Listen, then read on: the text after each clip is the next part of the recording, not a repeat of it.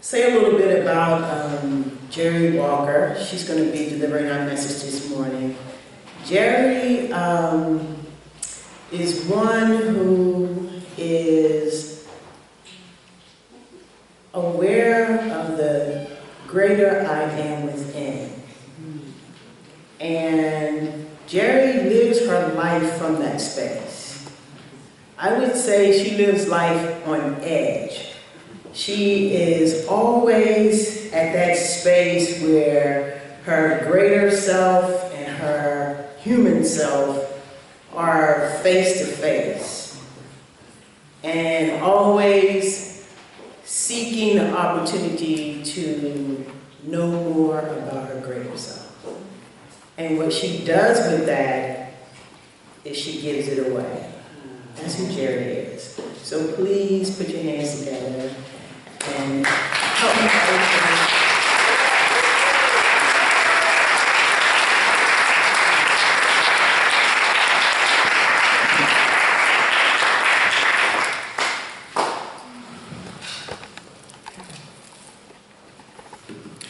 I forgot to put the little lavalier thing on, so I'm going to be right here.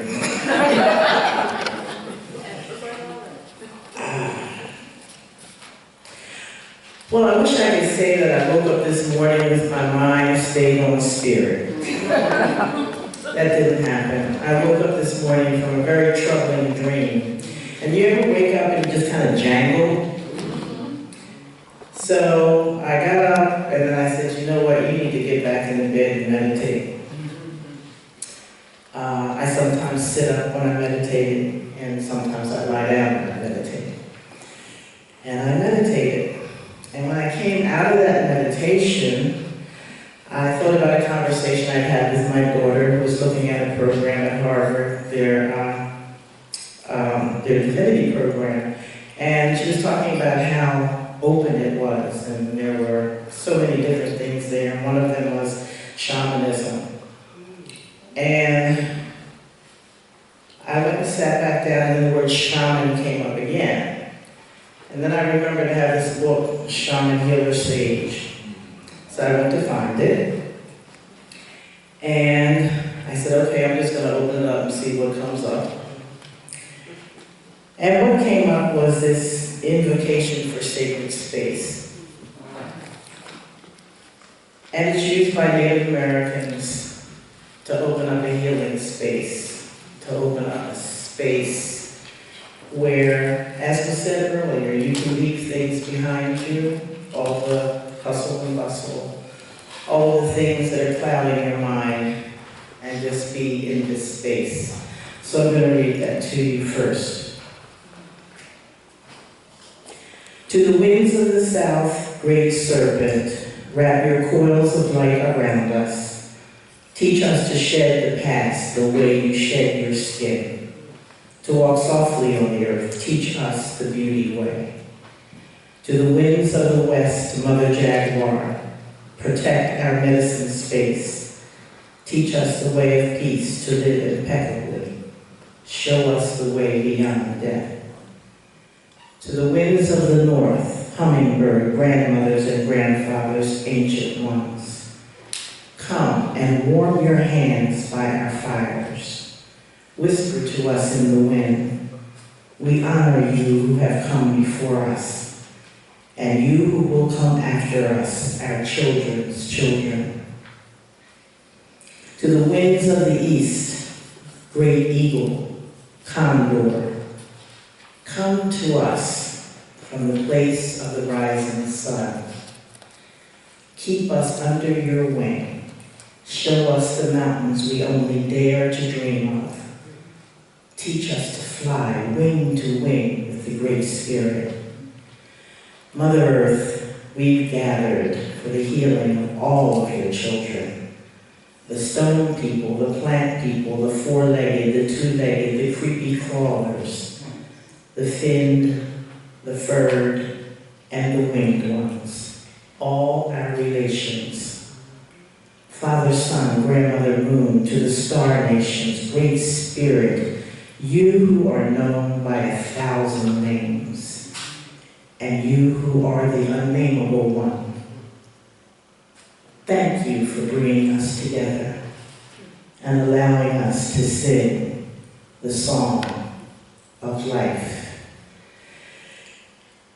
And I thought about, why did that come up? Sacred space. This month's theme is soul. And so today I want you to think about soul as a sacred space. In this teaching, we know that soul is that place we call the law. We call it the creative subjective.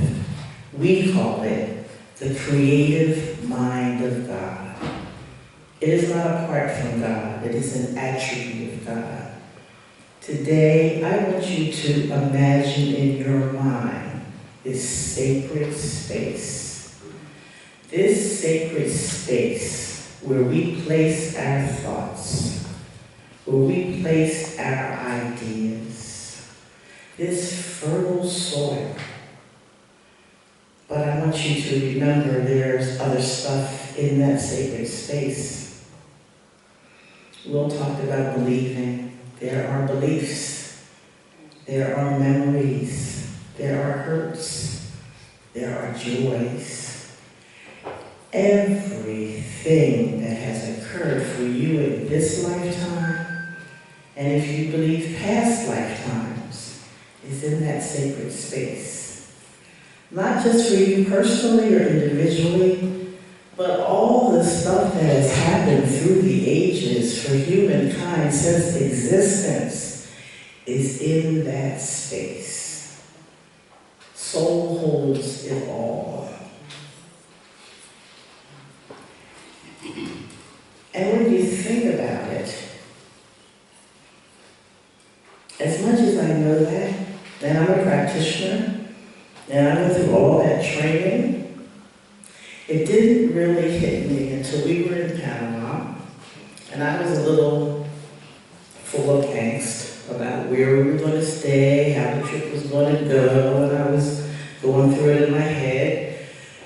And the third night we were there, I had a dream, and my brother came to me. My brother made his transition back in 1992. He has never come to me in a dream. He came and he stayed, but he only said two things. When you have faith, you are always supported. And then he said, when you don't have faith, you are always supported. Well, when I woke up, I only got the when you have faith, you're supported. I was like, yeah, I'm home free. Wow. And then I thought about it again, and I was like, oh, he said, when you don't have faith, you're always supported. That's how soul works. What you put in is what's going to get demonstrated.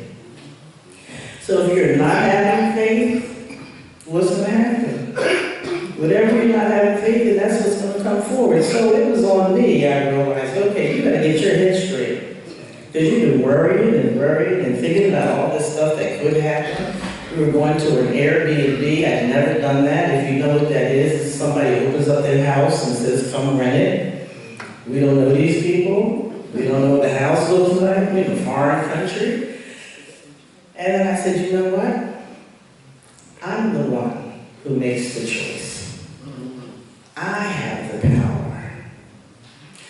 I sat down and I started seeing this beautiful house and these lovely people, and it was all wonderful. And for me, that is the experience that I had.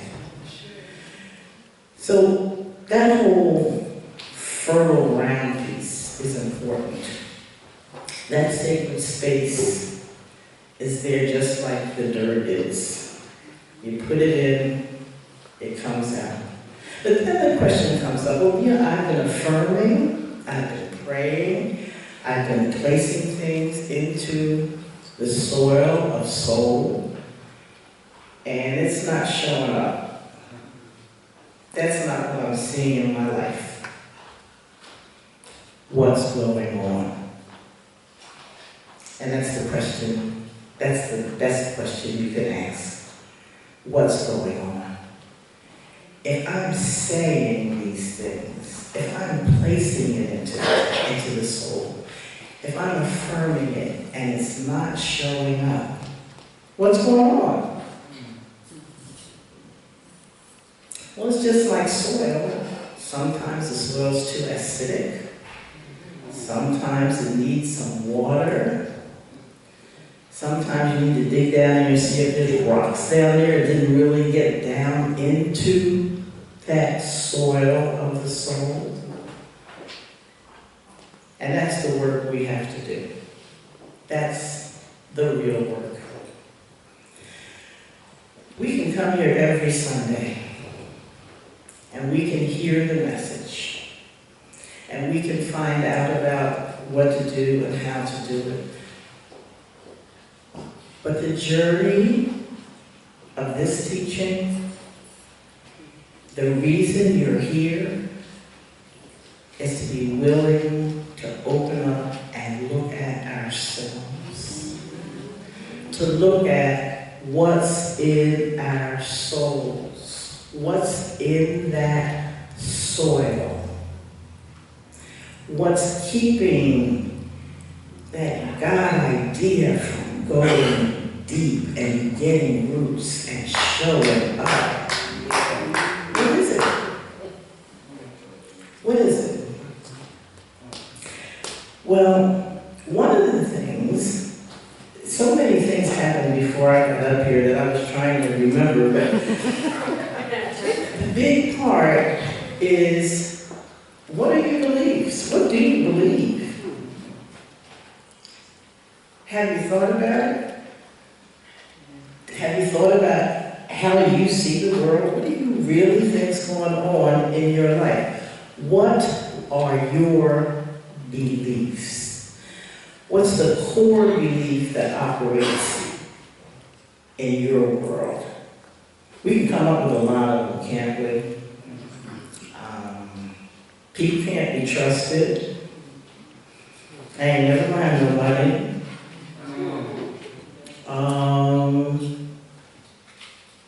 I'll probably have heart failure because my mom and dad had heart failure. I want you to really, when we leave here, I want you to really think about that stuff. And it comes up when you're getting ready to do something, and it just pops into your head. When that belief pops in there, it stops everything. It's the rocks. It's the acid.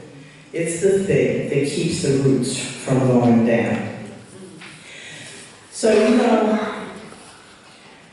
one of the beliefs, or many of the beliefs we say, is that God is all there is. Vicki said it in her treatment. God is abundance. God is life. God is all there is. God is intelligence. It is the one source of everything. So I want you, and I literally want you, if you believe all of those things and everything else that we say about God, I want you to raise your hand. And I don't want you to raise it if you don't believe it, because that's the beginning of the journey. So how many of you believe all of those things we say when we pray? Okay. So what's going on? If you really believe it, if we affirm it, if when someone's praying, you go into that space that feels like you're levitating, if that's really true, then what is going on?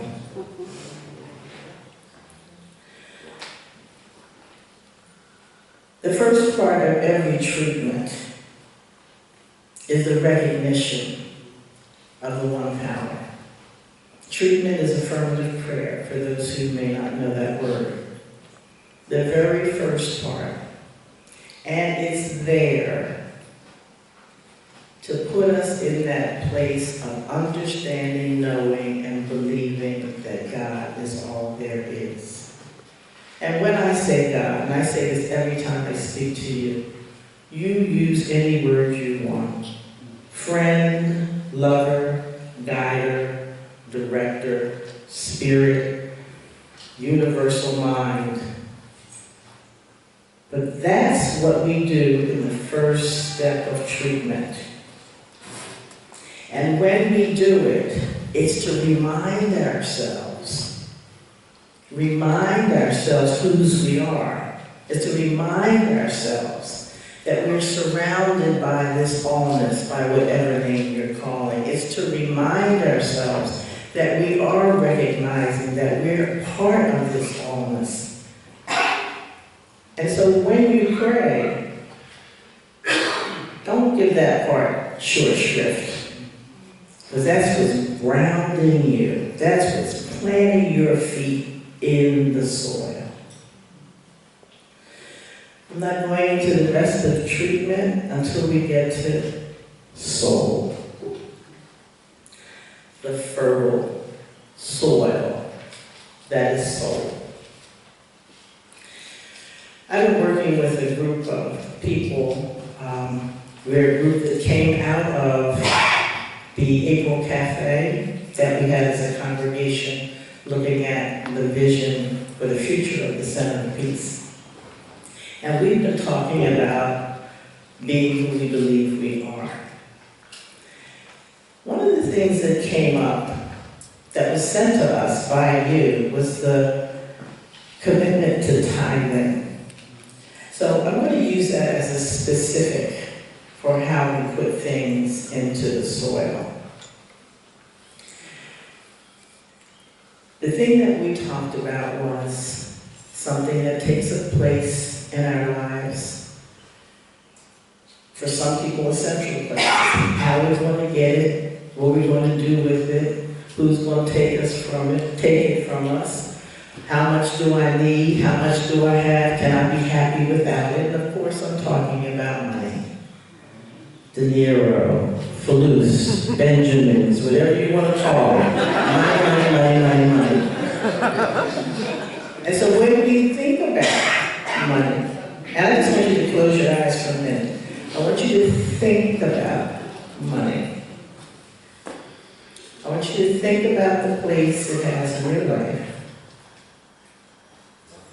I want you to be aware of the thoughts that come into your mind. I want you to be aware of the feelings that come up around that word of money.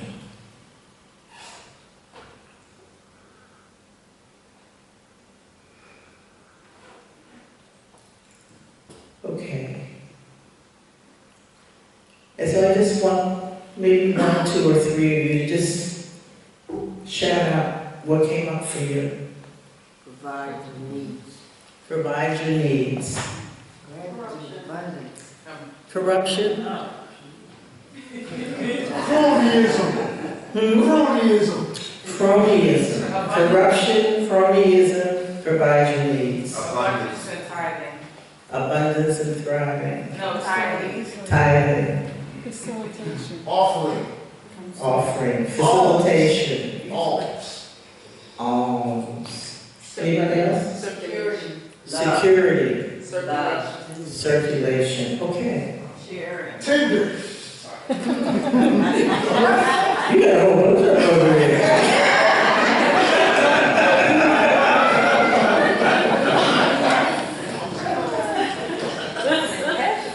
So when we talk about and think about money, different stuff comes up because it comes from different experiences, right? Comes from different experiences. We came up with a list of things. One was, and it talked about circulation. Now we tend to hold on to it and not circulate it unless we absolutely have to. We feel separation when it comes to money, like it's outside of us. It's not part of God's energy. That we go back and forth from lack to abundance in our thinking. And that we have to work for an abundance consciousness in order to make it stick. And that fear stops us from tithing, that there is not enough.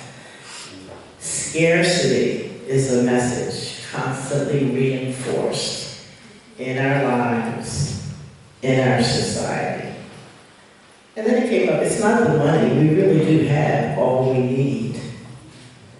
And that we need to get rid of the word tithe because it makes people crazy and it makes them very emotional. That whole idea of scarcity, what does that fly in the face of when we think about spirit, when we think about God? Lack. Abundance. Right, it's the opposite of abundance. But don't we believe that God is abundant? Yes. That it is our source for everything? And just because this society gives us that message of scarcity, the whole economic structure is based on the whole theory of scarcity. You know, when it comes time for a slow production of gas, then what happens? The price goes up. Because we've been told there's not enough. And when there's even the tiniest threat of a storm, everyone goes to the supermarket because we have to get stuff. Milk, bread, eggs, because there's not going to be enough. God forbid we should be more than 2 days without milk, bread, and eggs. Scarcity. When they start talking about cutting up the pie, that visual gives you only one pie and only so many slices. But we know that there's abundance. So this whole idea of money, scarcity, not being in a place of total abundance and prosperity. That's some of the stuff that's down in the soil. It's there. You've got to deal with it. You've got to look at, you've got to pick up those things that are keeping you from demonstrating what you want in your life. I have a personal story, and I have to tell it, and my mother is here. I don't think we've talked about it. And I just want you to think about the stories that you repeat in your family, the ones that you laugh at. Go back and look at it and see what really happened, what real message it gave to you, how it shaped how you live your life. So this is a story, I don't know if I shared it with you before or not, but we were sitting down at breakfast one day, my mother, my father, my brother, and I. And my mom had fixed pancakes and realized that we didn't have any syrup. So my mother said, well, that's okay, we have jelly. And my father said, I don't want no jelly, I want syrup. And she said, well, we have jelly. The jelly is good on pancakes. He was like, I don't want jelly, I want syrup. Meanwhile, my brother was like a ping pong in this because my father was saying, Leroy, go to the store and get syrup. And she would say, Leroy, sit down, we have jelly on our pancakes. This went back and forth for a while. My father went out, my brother went and got syrup. I've never forgotten that story. The story that I made up around that was my mother was one of 10, my father was an only child. My mother was able to say, we got jelly, you're doing good. My father was like, I want syrup. But the story I told myself was, my mom was satisfied with just enough. And that my father wanted what he wanted. And when I started talking with this group and I shared that story, I felt a certain amount of emotion come up when I started telling the story because something else started wafting through. And it was, I had made my mom out kind of like the bad person in that because She was just satisfied with just enough. We always say more than enough. But what I realized was that she was grateful for the child. That she had come up in a home where sometimes there wasn't enough. And there was something there that could be used on those pancakes, and it would have been just fine. Now, that didn't change what I thought about my dad. I don't know that maybe he wasn't being grateful, but I did know that he wanted to serve. So he was always expecting more. Always expecting more. That's one little story out of the life of 72 years. Just think about the stories you have going on in your own heads. And what they have buried deep down in you. Look at what's in that soil. You are the initiator of the creative process. The ideas, the thoughts, come from a much larger mind. But you start that process. And so those ideas that you have, all of them are going into the soil. But you have to nurture them. You have to water them. You have to take care of the ones that you want to come forward. And if that's not happening, one of two things is happening. You're not nurturing, or there's something down there that doesn't believe what you say you believe. Someone brought up the word choice, and choice for me is freedom.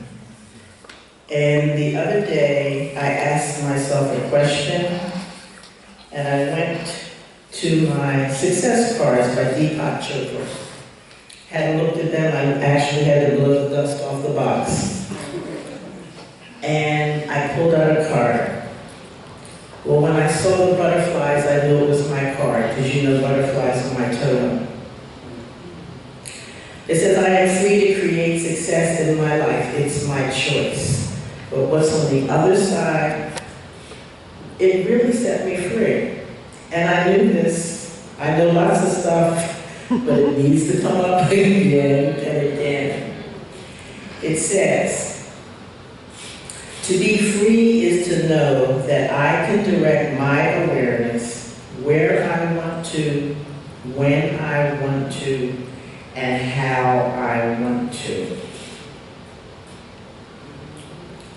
I can direct my awareness. I can direct my conviction, my thought, my nurturing of my thoughts and ideas in that soil, where I want to, when I want to, and how I want to. I demonstrated it in Panama. I've demonstrated it many times in my life, and many times I have forgotten that completely. You have the power. You're the one. You got it going on. Don't forget.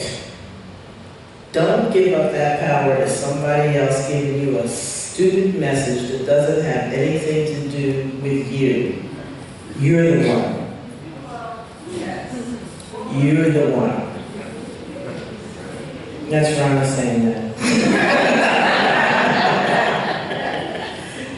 So I just want you to remember, in closing, remember the sacred space.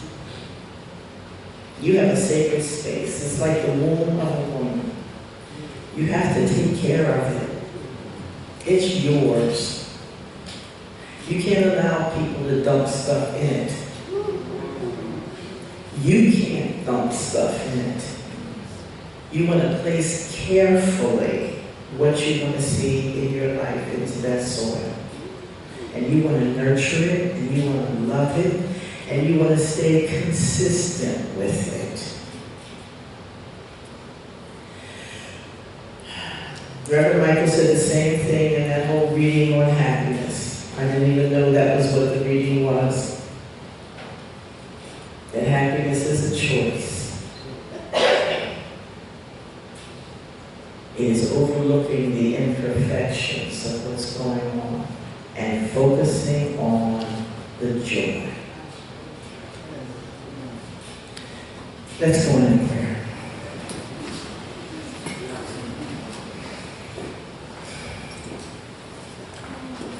Mother, Father, God,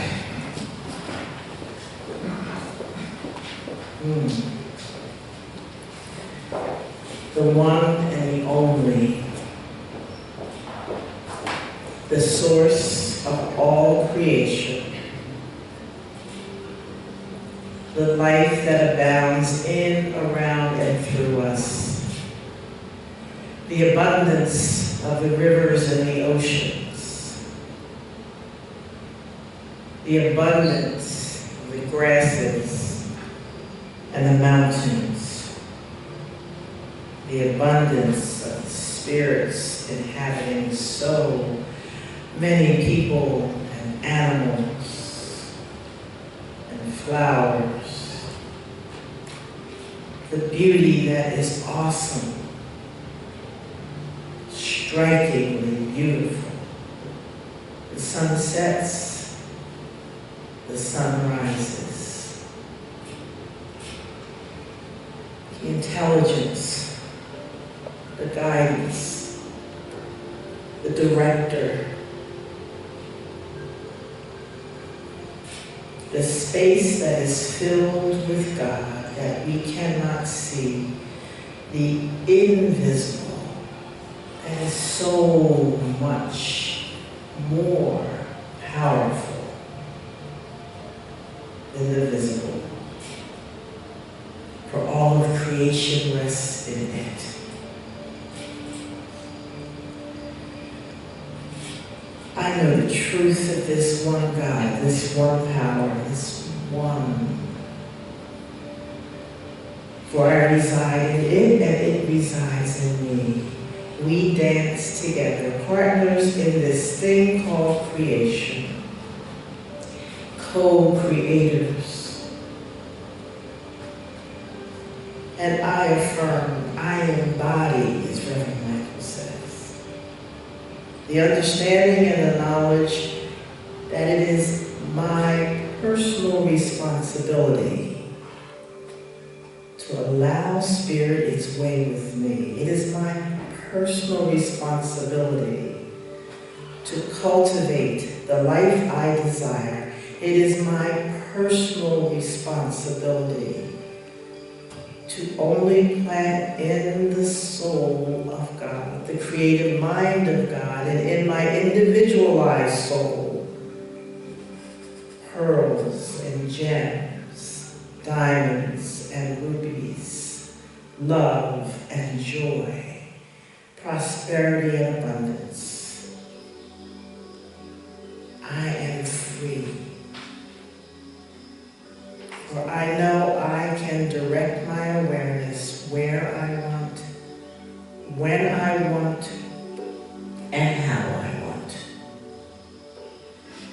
Thank you, Lord Father God.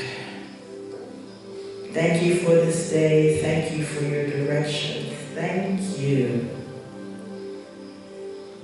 And as we call those four directions, the north, the south, the east, and the west, we close this sacred space. Together we say, and so it is.